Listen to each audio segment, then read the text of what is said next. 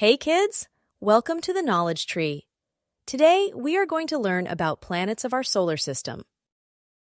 I'm Mercury. I'm the first planet of the solar system, the smallest and closest planet to the Sun. I'm Venus, the second and hottest planet in the solar system. I'm Earth, the third planet in the solar system. You call me home. I'm also the only planet with liquid. I'm Mars, the fourth planet of the solar system. I'm really dusty and cold with a thin atmosphere. I'm Jupiter, the fifth planet of the solar system. I'm twice the size of other planets, so they call me giant.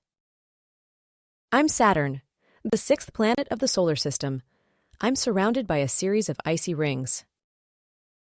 I'm Uranus, the seventh planet of solar system.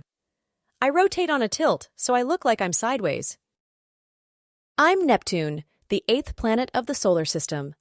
I'm the smallest gas giant and farthest from the Sun. Hope you enjoy the video. Please like, subscribe, and share for more content.